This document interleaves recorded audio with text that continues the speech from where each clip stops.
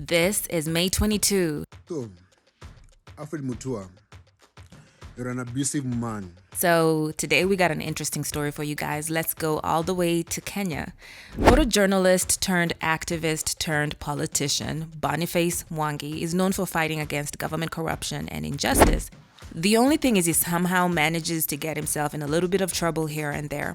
As an activist, you know you're going to take shots from time to time. And especially if you're from the African continent, people just don't know how to follow the rule of law. So you really need to be careful about your movements, what you say, how you say it, where you say it at, like what platform, and who you say it to. You need to know that you're poking some people, and some of these people are very, very powerful. And most of the times more powerful than you. I'm gonna show you a video that Boniface Mwangi posted on Twitter, just expressing his frustration and anger towards the governor of Machakos, Alfred Mutua, because he believes that he's behind the whole explosion of his house, also located in Machakos. So let's take a look at that, and then we'll discuss more about this story. Alfred Mutua, you're an abusive man. You're a molester. You physically abuse women and rape women. You're a bad man. But I'm not afraid of you. You blowing up my house, it's just physical thing. You can blow it up. You can even kill me, but I'll expose you. As long as I live, you have blown up my house. A house that you have worked so hard with my family to build. But I shall come after you. And truth will come after you. You're not going to rest easy. You can use the government to come and harass me, but I'm not one of your women that you can molest.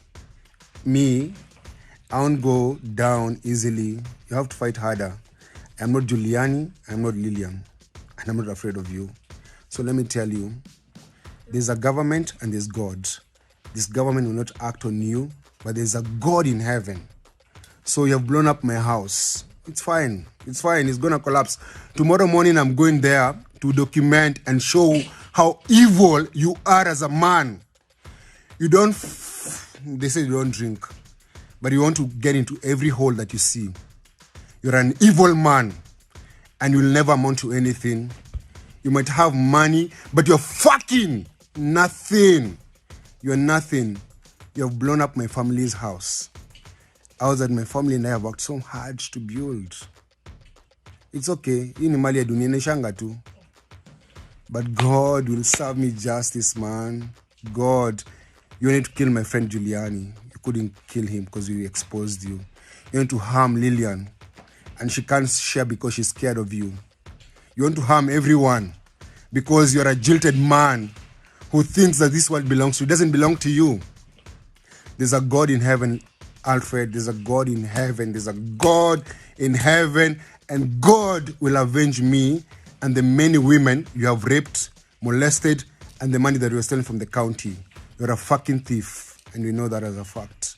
You're a thief, you're a murderer, and you're a rapist. May you rot in hell. You can harm me, but you can't harm my soul, because I'll go to heaven. Fuck you, Alfred. I believe that sometimes he lacks the necessary clarity to be involved in activism, to be honest with you.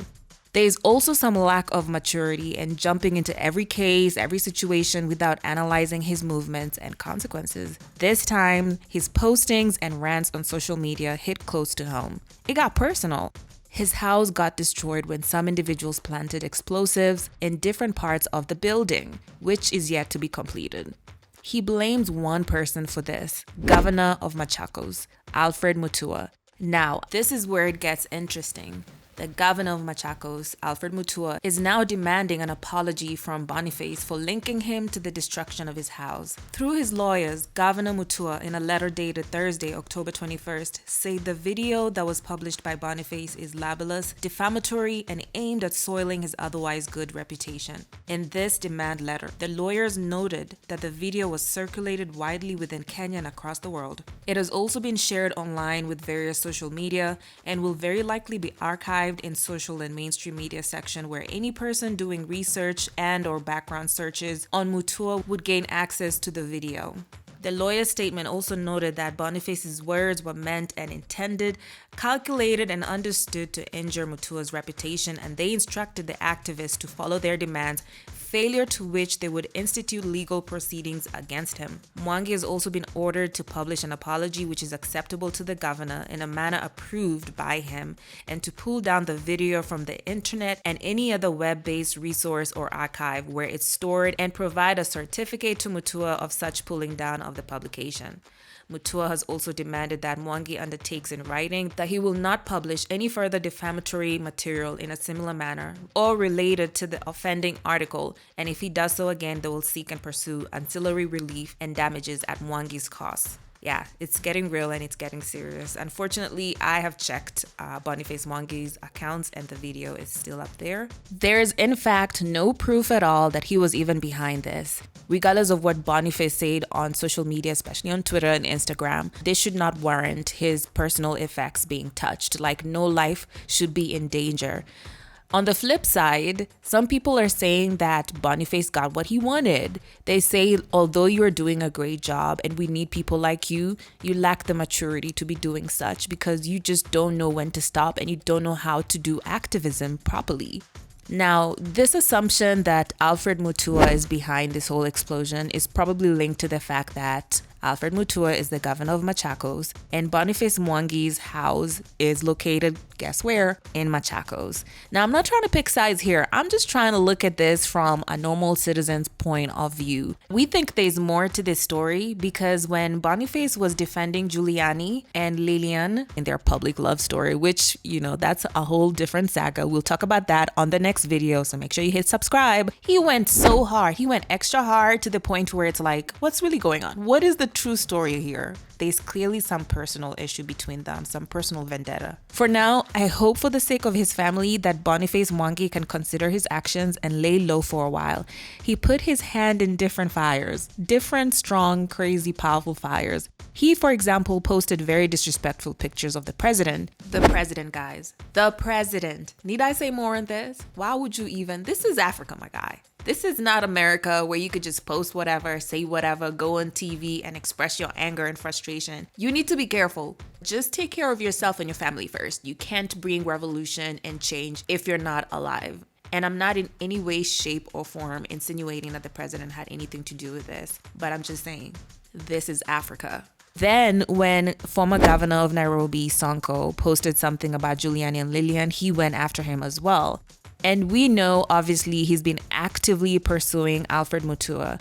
So with all of these different fires and also other fires that we don't even know about, how do you know who's behind your house issue when you're fighting so many people? Either way, listen to me here. I am glad that he's safe. I am glad that his family is safe and they weren't even around the area at all. And I'm glad that none of his security people were harmed. Now, you guys tell us what you think about this whole story. Leave your comments in the description box below. And also, what do you make of this whole thing between Giuliani, Lillian, and Boniface Mwangi? Why is he so invested in what's going on between them and Alfred Mutua, like the whole saga? Leave your comments below and we'll cover this in the next video. I'm sure we haven't seen nor heard the last of his story, so make sure you hit that subscribe button, hit that bell so you can be notified when we post more on this story. Make sure you click the next video about Giuliani and Lillian. If you don't see it, just come back next week and you'll see it posted. Till next time, this is May 22.